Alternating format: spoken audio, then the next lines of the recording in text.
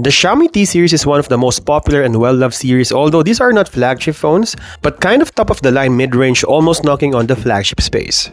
It gets a lot of fundamentals right, the performance and a lot of well-thought-of features, and some people, even though they know it's not the best in terms of specs, but they always look forward on the new release. And just a few months back, we got a taste of what the new T series would look like. They got the new colors, also the new price hike.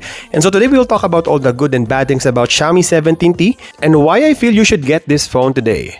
Alright, before we dive into the good things about Xiaomi 17T, let's talk about all the negatives, and starting with its materials, the first negative is the plastic frame. I should say there's a lot of wild colors on 17T and 17T Pro, like the purple and the blue, which I feel is better looking compared to last year's black, gold, and silver, but plastic is plastic and this frame could be easily scratched, although durable and lightweight, but it's not as premium as glass and metal. The second downside is the charging disappointment. So there are two charging disappointments here. First is the lack of wireless charging, and for its price point around $700, you will find a lot of mid-range phones with wireless charging capability, even with wireless cooling system. And second is the slower 6 to 7 watts of fast charging, because even the cheaper Xiaomi Redmi Note 15 Pro Plus, that's half the price of this phone, already has 100 watts of fast charging. So again, on its price point, there's some competition with higher charging capacity. The third problem is the camera limitations. Although we got triple camera setup of ultra-wide main sensor and telephoto, Xiaomi even gave us 5x telephoto. But if you go to my camera comparison videos, you would notice that the ultra-wide and the selfie is a bit inferior compared to the other competitions, especially when you compare it to Poco X8 Pro, which is a lot cheaper than 17T. So although you got trifecta of all the focal lengths, but in low light situation, the two sensors that I mentioned would struggle. And the last con is the more expensive price tag. I believe, if I can recall, this phone is probably $100 to $150 more expensive than the last model. Although there are significant changes on the battery capacity, telephoto zoom, and even the processor, but there's a big jump on the price from last year, and people might not be able to sustain this type of upgrade if they like the T series.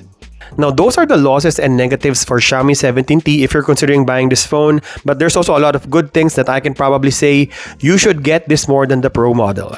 Starting with the great display, it's a 6.59, almost 6.6-inch AMOLED screen with 68 billion colors, 120Hz refresh rate with Dolby Vision and HDR10+, with 3500 nits of max brightness. If you don't like the bigger sibling with that 6.8-inch display, adding that higher price tag, and you like a smaller version of it, this phone has everything that the Pro version has minus the faster 144Hz. And even the Gorilla Glass protection, it has Gorilla Glass 7i, which is the same as what we have on the 17 Pro, so why not pay less for the same graphic performance? The next positive is the bigger battery capacity. So depending on your region, the China model has the same battery capacity as the Pro version, 7,000 mAh. But if you're buying the global version, it's 6,500 mAh.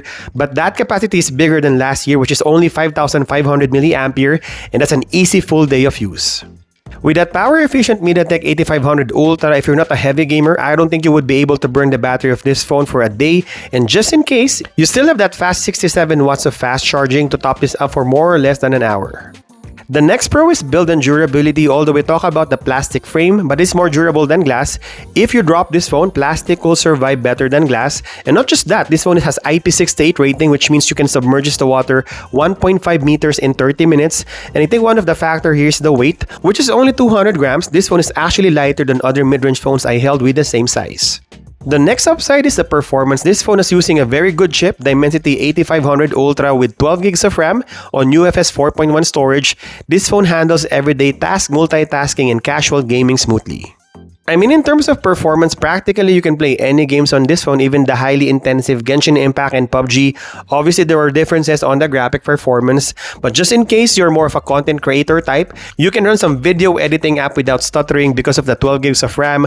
Multitasking is also very good, opening a lot of apps. I cannot feel any difference using this phone in other flagship phones, twice as expensive as this phone. And lastly is the 5x optical zoom. So from last year of 2x optical, which I feel in my opinion is not a very good focal length because a lot of phones can do lossless crop. Coming from a very good main sensor at this point, giving this phone 5x optical zoom, Xiaomi probably gave away the Pro version title on the 17T Pro because they have the same optical sensors. According to GSM Arena, they have the same specs of 50 megapixels, same sensor size, and same lens. So again, if you want to buy the 17T Pro because of that extra zoom, then the Pro version already loses its advantage over the regular 17T. So what's our verdict? To sum up, Xiaomi 17T is a really good phone. It may not be for everyone because for $700, you may find a lot of alternative phones like Poco X8 Pro, Oppo Reno 15 Pro, or even Samsung Galaxy S25 FE. But what this phone offers is a complete package hitting all the fundamentals right, from battery, performance, cameras, and the new fun colors. With the price of the Pro almost hitting flagship, this phone doesn't provide much compromise from its bigger siblings. And if you want to save more, this is the phone to get.